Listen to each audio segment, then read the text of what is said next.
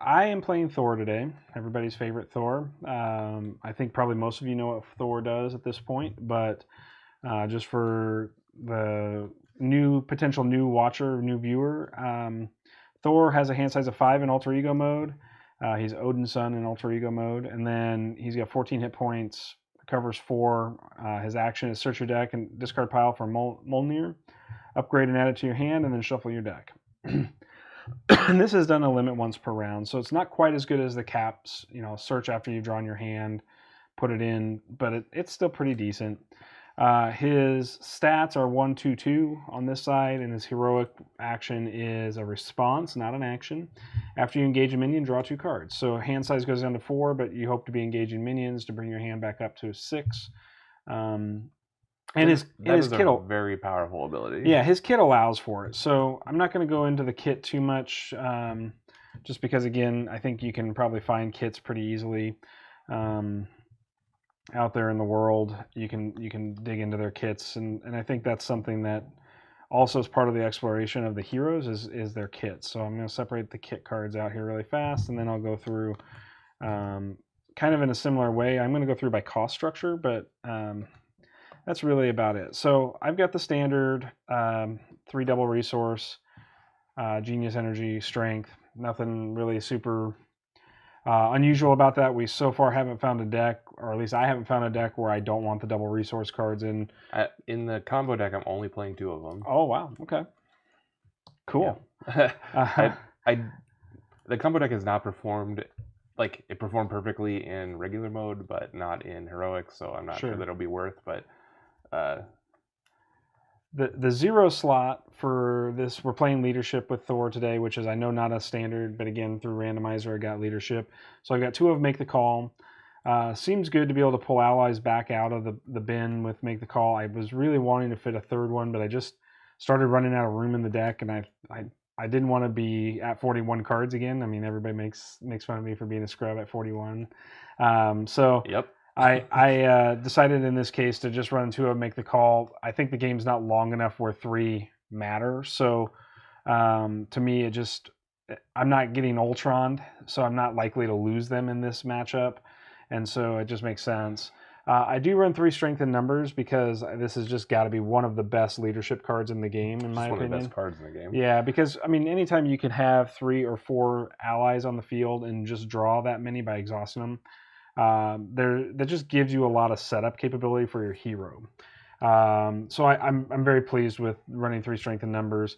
You can certainly pick and choose. I think that if you are not a big fan of strength in numbers for some reason, I don't know why, but you could go 2 strength in numbers, 3rd Make the Call. That's your decision. But I do run a single endurance just like Neil. I think that endurance and taking Thor up to 17 hit points is just really, really good. Plus, as Neil stated in his deck tech, it is the single best heal card for a resource in the game. I am running a single Inspiring Presence. This is play only if your identity has Avenger trait, which Thor does, and is a hero action, heal 1 damage from an ally and ready it. Not really playing it for the heal. I'm playing it for the ready, and just being able to dig your way out of significant issues that may exist. I am playing a Quinjet. I don't have a ton of Avengers in the deck, but I have a few. So I only played a single copy of the Quinjet. Quinjet is a card that I think is only good in your opening hand. Yeah. I find it to be very awkward any other time you draw it in the game. And that's why I'm also just a one-of on it. I don't think that... Though, when it is in your opening hand, it's incredibly powerful. Sure. So I again, this is a flex slot to me. Like, it could be any other card, especially if you're not going to buy into the Avengers set too much. Then you really don't necessarily need a Quinjet. I don't have a ton of Avengers, but I have some, so it works. And then I'm playing a Triskelion. The Triskelion. The Triskelion. Sorry, I am terrible at pronunciation. This is just a 1-cost support. Just increases my ally count by 1. Seems really, really solid. Do they start with those in play? I don't think they start with it. It has a number there. Yeah, that's true. You're right. So yeah, they do start with that in play. And then I'm going up to the 2 costs. I'm playing a single copy of Rapid Response. I like this card, but I just don't know how much time you're going to have to get multiple activations out of it because of just the thing that's most awkward about that card is that it's 1 per player. Right. I think that card is very, very powerful. That was printed in one of the very recent sets. I think it was, yeah, I think it was done Widow? might have been done in Widow, but I'm not 100% sure. It doesn't ever say on the card. I'd have to go back and look. But it's really good. Yeah, I think this is a fine card. I ebbed and flowed on second copy of this in the deck. It was one of those hard cuts that I made. I think that Thor really is difficult to build leadership with, but it is insane if you can like kill your Sif and trigger that with the Sif and like just right. No, you're right. So like, untap your Thor a million times. I think that at the end of the day, this is a card that, depending on how today goes, I would consider additional copies of. But for now, I'm playing just a single. I do have a Wonder Man in the list, mainly because when I looked at what this deck is trying to do, I think that the best course of action for it is to still try to be doing damage. And Wonder Man is just like, when you just look at his base stats, for 2, you can swing out 9 damage through him. Seems pretty good. He does have a cost, of course. Every time he attacks, you have to discard a card. But I think that it's generally affordable to be able to lose 1 card a turn to be able to do that. I could be wrong, and I may find myself kicking myself on Wonder Man. But at the end of the day, he is an Avenger as well, which means that I can, in theory, make him with Quinjet really easily. And then I also play a copy of Squirrel Girl. Probably not as good in this particular matchup against the Wreckers, but still fine. Just being able to do 1 damage to each enemy is a good ability, because I mean we've got 4 Wreckers on the board. Right, she's it's always going to hit multiple things. Right, so. yeah. So I think she's fine in this list. She's also an Avenger, so Quinjet makes it easy. And then I'm playing a single copy of Lead from the Front, which is an event that says choose a player. Each character that player controls gets +1 thwart, +1 attack. That's a fine card. I don't think it's. I wouldn't want to play multiple copies of Lead from the Front, but I think it's pretty good. It lets you have some big turns, like. So the next card that I'm only playing 1 copy of Helicarrier, and I'm probably going to get a little gruff for this, but it's because I'm also playing a Quinjet, and so because I have Wonder Man and Squirrel Girl as Avengers, and then I have some additional that are Avengers. I have 2 more that are Avengers in my pile. It was fine. I kind of just really good. Yeah, and it's essentially sort of. It's one of those things where I guess it only matters for the identity, which Thor is. But it's essentially very similar to Helicarrier. It does a very similar job to Helicarrier. But it's always better than the second Helicarrier. I agree. That doesn't mean you shouldn't necessarily play more Helicarriers, but the only reason I don't have one is because Marvel isn't an Avenger. Right. And so for this process, my thought process was this gives me more flexibility than Helicarrier. Right. You can just have them both in play. The card's super good. Right. So I do have a single copy of Mockingbird, just like we talked about on the Miss Marvel deck tech.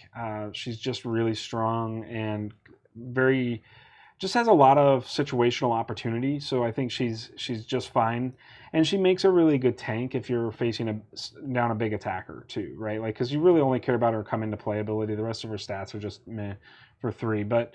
The stun is just too good, and we don't have a lot of outlets to stun in this particular matchup. So I think having the stunner is helpful. I am running a Hawkeye. I just think Hawkeye is one of those things where even if he doesn't snipe away minions like he would in an Ultron matchup, just putting 2 damage on a minion that comes out, no matter what its size is just helpful in terms of finding your your outs. Super good. Yep. And then of course Lady Sif is on the heroic side of Thor, so we won't show that one. Also very good. Also extremely good. 2 Avengers Mansions, so I still want to get the card draw engine from Avengers Mansion, but I didn't go up to a 3rd copy. Single copy of Nick Fury. Nick Fury is just, like we talked about, just insane. Absolutely bonkers. If you can manage to kill him with the rapid response in play, he's even better. Yep.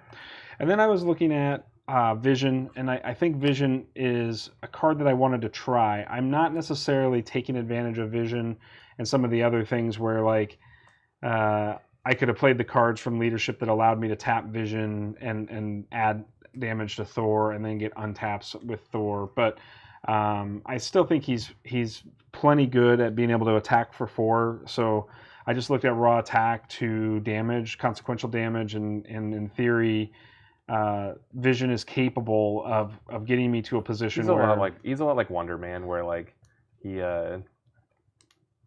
he's a big attacker, but you have Right. to like spend a card every turn to do it. And I knew that you were going to be playing Justice in this duo, so when we were talking about that, I kind of felt like, okay, I'm with leadership. I'm probably going to be responsible for most of the damage dealing because Justice just doesn't do a lot of damage. And Miss Marvel is not exactly super attacky, but she does have Embiggen, which is a powerful card. So I feel like, you know, I kind of had to find some heavy hitters in the list to sort of be able to continue to put pressure on the villains here. And so then my last card as a one of was Avengers Assemble, and this is just sort of that sort of tech where I could strengthen numbers, you know, draw a bunch of cards, and then be able to assemble my Avengers and get attack and thwart out of them still. So I didn't play multiple copies because at 4 of I started to feel like I have a lot of cards, and if I'd added 2 more of the Avengers Assemble, I started getting into the realm of needing the power of leadership, and I just didn't want to get there. So for me, I ultimately said I want to keep the number of leadership cards down so I don't need to use 2 slots to power of leadership, and then rely on my resource generators like Helicarrier, Quinn Carrier, and Avengers Mansion, and then just Thor being able to draw additional cards to be able to play the rest. So I feel like ultimately the curve is pretty even. I've got 5, 4, 4, 4, 4, but I may be a little top heavy still, and we'll see. But that was my take on the leadership piece. I looked at a lot of the other leadership cards. There's some great leadership cards, but finding the synergy with Thor in particular with those leadership cards was kind of tricky. So the leadership, unlike the other aspects, like you almost have to make the decision that like I'm gonna play leadership, so here's my leadership deck. Yep. And kind of ignore like what your hero's doing. Like take advantage of the powers where you can, but like you're like all in on leadership. But a lot of the leadership costs are high enough that a hero with a hand size of 4 is prohibitive to leadership, like kind of going off, right? So I think like some of the heroes that have larger hand sizes in hero mode benefit playing leadership with them.